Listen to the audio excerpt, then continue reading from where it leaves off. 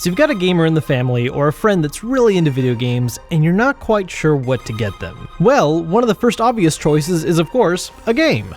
It is the holiday season, and as such there have been a lot of big name releases. Battlefield 1, Titanfall 2, Gears of War 4, Watch Dogs 2, Final Fantasy 15, Last Guardian, the list goes on.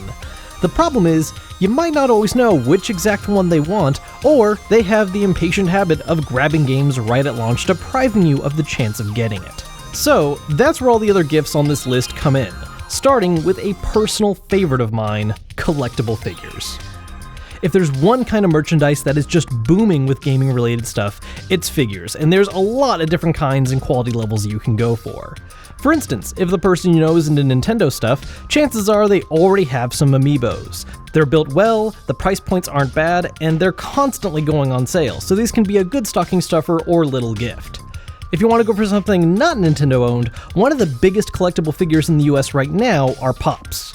Now, to be honest, I'm actually not a huge fan of regular Pops. Something about their eyes just bores into your soul, reminding you of that mistake you made 10 years ago. Where they really knock it out of the park, though, is their special edition larger figures, my most recent obsession being their Titanfall 2 Pops, featuring little mini pilots that can fit inside. The jump in quality here is obvious, especially in its paint job and detailing, making it a pretty awesome gift for any Titanfall fan. Now, if you want to go even more next level without getting into big ol' statues, then one of the best options out there are Nendoroids. These are made by a Japanese company called Good Smile, and while most of them are anime and manga focused, there are a number of video game based designs that are seeing more and more distribution in the West. One of the coolest things about these things is their modular design. Most come with several interchangeable limbs, faces, and accessories, so you can pose the character just how you want and change it up every now and then.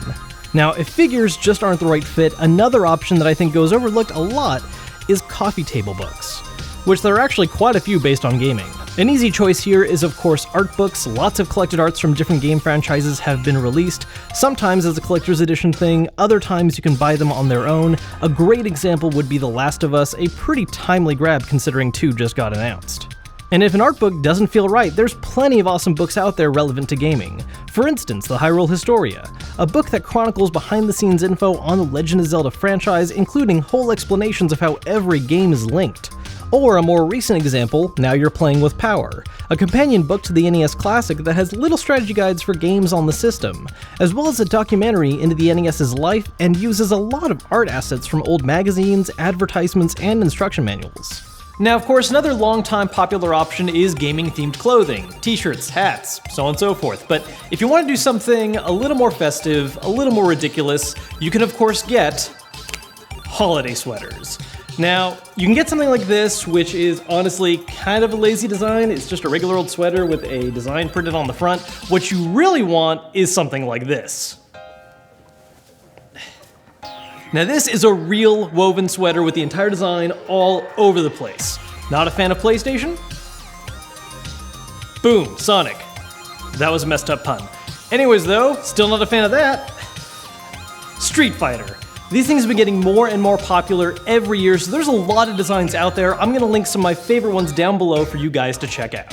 So, all this stuff is cool, but if you want to grab something that's a little bit bigger of a gesture, there is of course special edition systems. But the problem here is that there's still not a ton of color options, and some limited editions are exactly that, limited, as in already gone.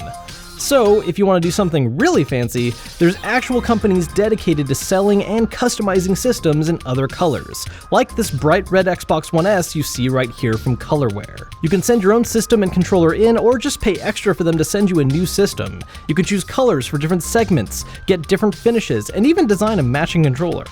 If you know someone with a favorite color that just isn't going to be an official system anytime soon, this is a pretty badass way to make their dream a reality. And on that note, I'm actually teaming up with a good friend of mine, Your Average Consumer, to give away this red Xbox One right here.